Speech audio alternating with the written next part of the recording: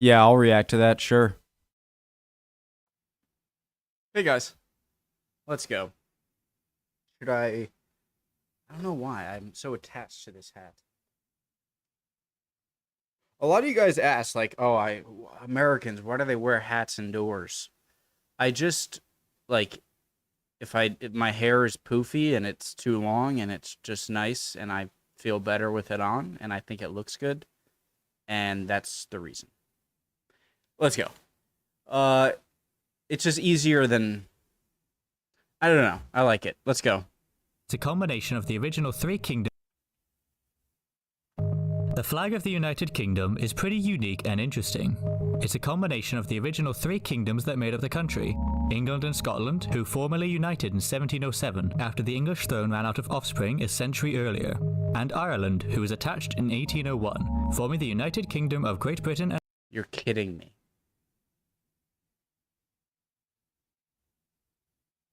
Okay, well, I just learned today that it's a combination of the old British Ireland flag and Scotland and the English flag. So I didn't know that. and Ireland. So, hold on. My assumption is maybe because Wales was already well controlled by England for a long time now, that when they incorporated what is now, the island of Ireland and Scotland, and formed Great Britain, then for unity's sake they put those two, but Wales wasn't because it was already kind of under English dominion. That's my best guess. Let's go. The modern United Kingdom is made up of 4 countries though: England, Scotland, Northern Ireland, and Wales. So why isn't Wales on the Union Jack? How could anyone forget to include a dragon on their flag? And why does it continue to be excluded That looks badass. today? Well, I've partially answered this for you already. The Union Jack was made up of the flags of the 3 kingdoms that originally made up the country, and Wales wasn't included back then. But why? Well, about 389 million minutes ago, the King of England, who was called Edward I despite being like the 4th, conquered the Principality of Wales after a sustained 200-year campaign. His son and the future heirs of England would rule this principality. How mountainous it is. Isn't the tallest mountain in the UK in Wales? Glen...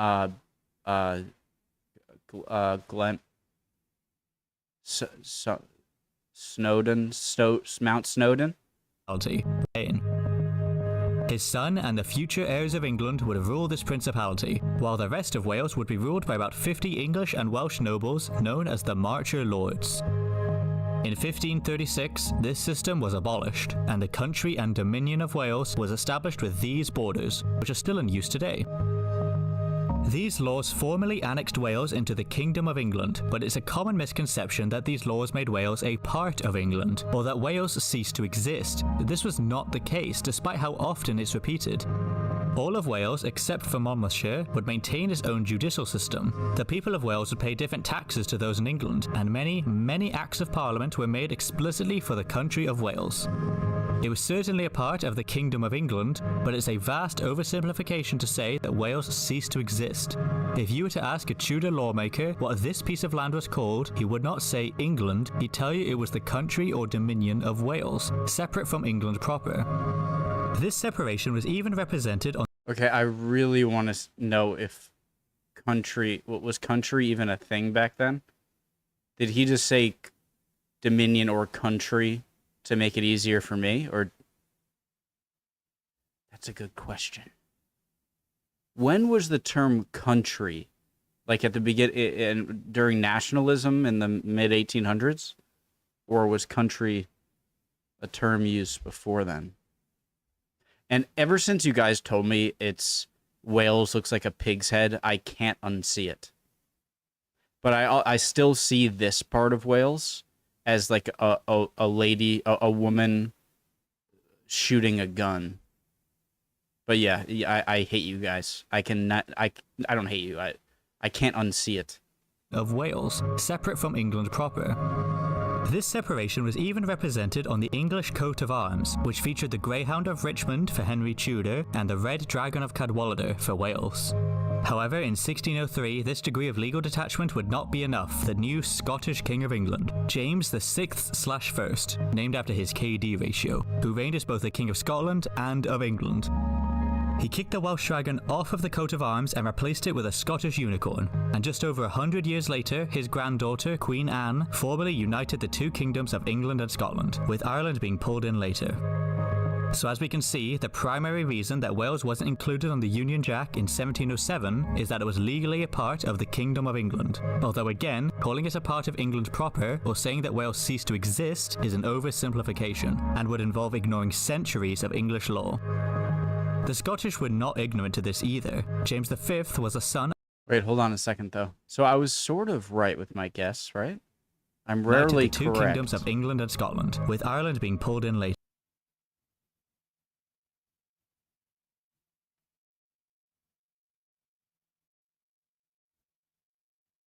So the flag was at one point without the thin red lines going diagonally. Ireland being pulled in later. So as we can see, the primary reason that Wales wasn't included on the Union Jack in 1707 is that it was legally a part of the Kingdom of England. Although again, calling it a part of England proper, or saying that Wales ceased to exist, is an oversimplification, and would involve ignoring centuries of English law. The Scottish were not ignorant to this either. James V was a son of a Tudor, and his mother even tried to make him the Prince of Wales, and James VI enjoyed a good amount of support from the Welsh, with some even claiming him as a fellow Welshman. But of course, for all intents and purposes, Wales had been annexed as a fellow. What? Cymro o had Cymru yw hwn. Cymro o had Cymru yw hwn. Welshman. But of course, for all intents and purposes. I gotta shut up. Jeez, I'm sorry. That was rude to me, but it was too aggressive. ADD. I can't stop talking and I'm not listening. This is an oversimplification, and would involve ignoring centuries of English law. The Scottish were not ignorant to this either. James V was a son of a Tudor, and his mother even tried to make him the Prince of Wales, and James VI enjoyed a good amount of support from the Welsh, with some even claiming him as a fellow Welshman. But of course, for all intents and purposes, Wales had been annexed into the Kingdom of England, and James VI was not looking to make an exception. In fact, he even studied how this incorporation into England went, in order to see what problems might arise when he attempted to incorporate Scotland too.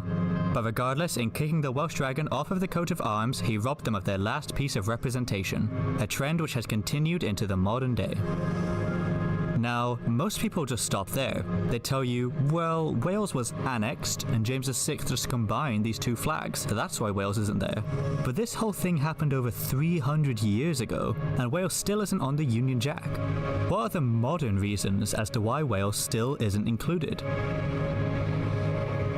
Well, it's not due to a lack of effort. The College of Arms was petitioned 5 times between 1897 and 1945 to see if they would consider adding the Welsh dragon back to the royal coat of arms, presumably replacing one of the 2 Englands. However, they were rejected for 2 reasons, and I quote, Wales has never been a kingdom. There is no such thing as a Welsh national flag.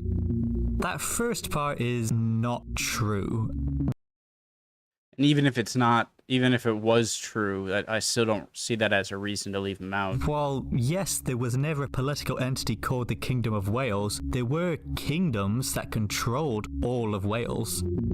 King Griffith of Gwynedd, a kingdom in North Wales, conquered the entire country by 1052, and he was even called the King of Wales by the English monk John of Worcester. Does he not count?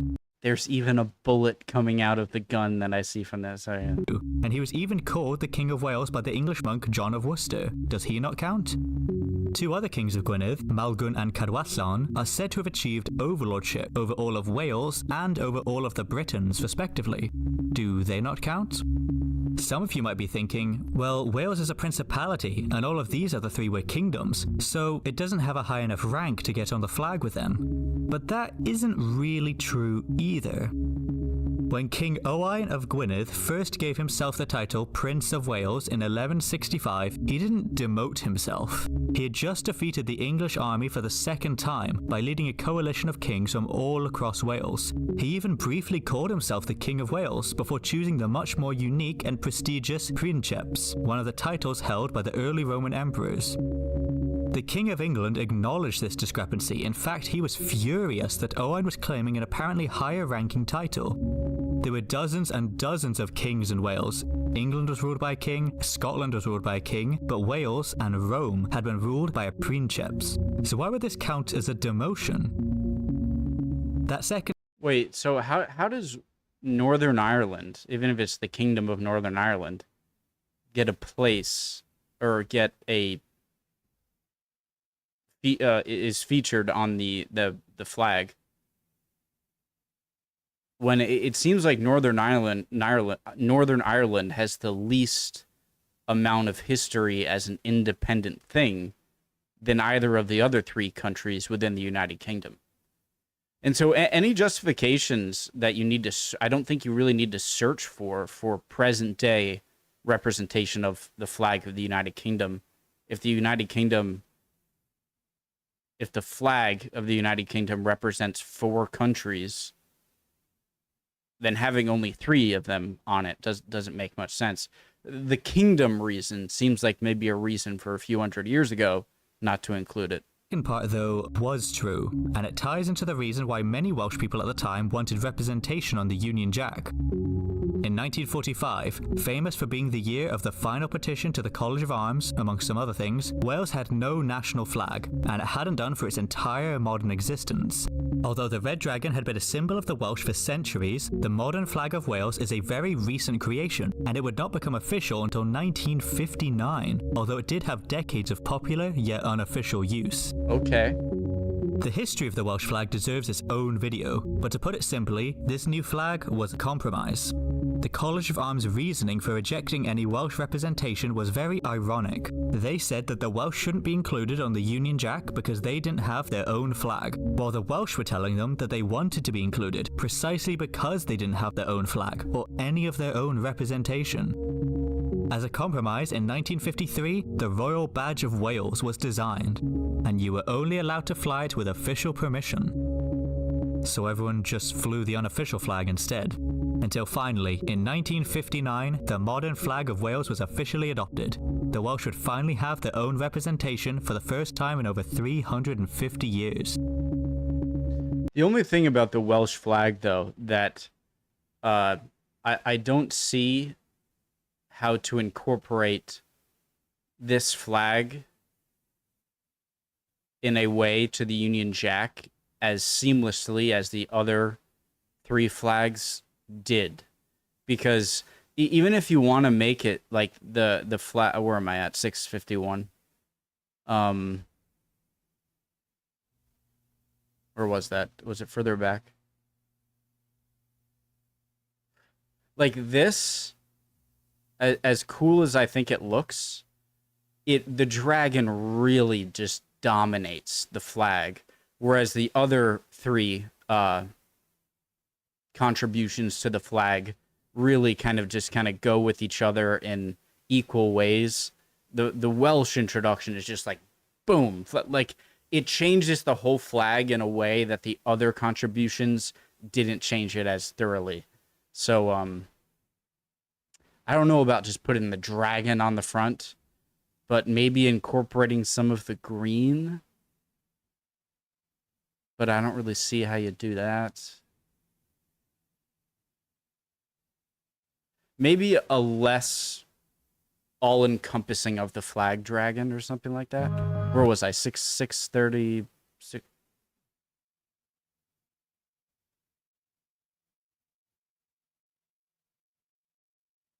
Included precisely because they didn't have their own flag or any of their own representation.